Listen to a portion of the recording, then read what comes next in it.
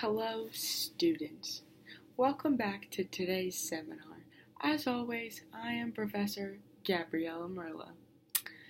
Today, we are going to be continuing in our disorder chapter and talking about a disorder I picked for our discussion today.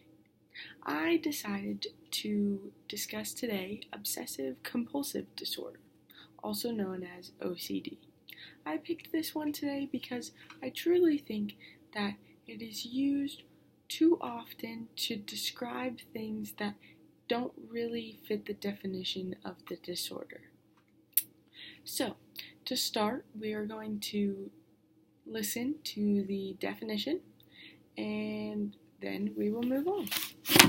The definition of OCD is a disorder in which intruding, recurring, and persistent thoughts or obsessions create anxiety or distress that is relieved by performing a repetitive, ritualistic behavior or mental act. We will look into a couple different examples of how OCD applies to fit into this definition. The first example is having a fear of germs. Most people believe they have a fear of germs and they put on hand sanitizer sometimes.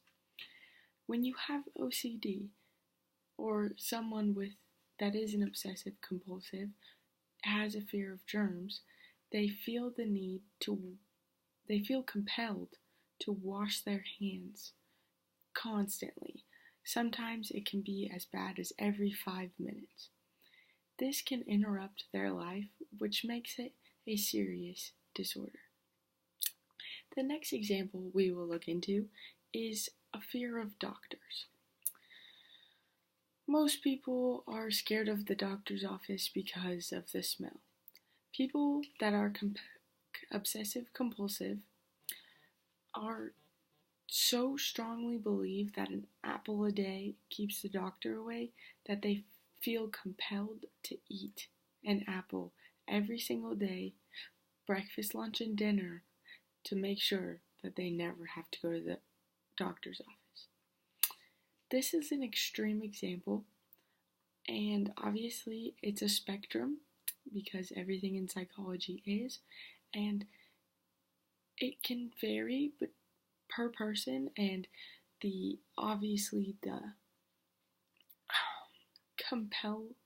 obsession can change based on the person and how they acquire this obsession, and the compulsion in which they feel they need to handle it also can vary per person.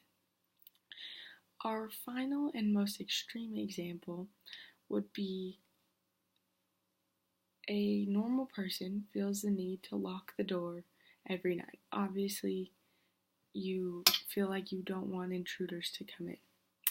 But a obsessive compulsive person feels the need and is compelled to lock the door and triple lock the door every single night. And the thought of the door not being locked causes them anxiety and makes them believe that if the door is not locked, they could potentially die because an intruder can come through the unlocked door. Of course, this is again an extreme example, but also what we need to understand in order to understand this disorder. Like I said, everything in psychology is a spectrum. There's different variations of this disorder, and it can be described in many different ways and variations. Let's move on to the predispositions that might occur with this disorder. According to the National Institute of Health, 25% of OCD sufferers have an immediate family member that potentially has OCD. Now, 1/4 may be a lot, but everyone is different.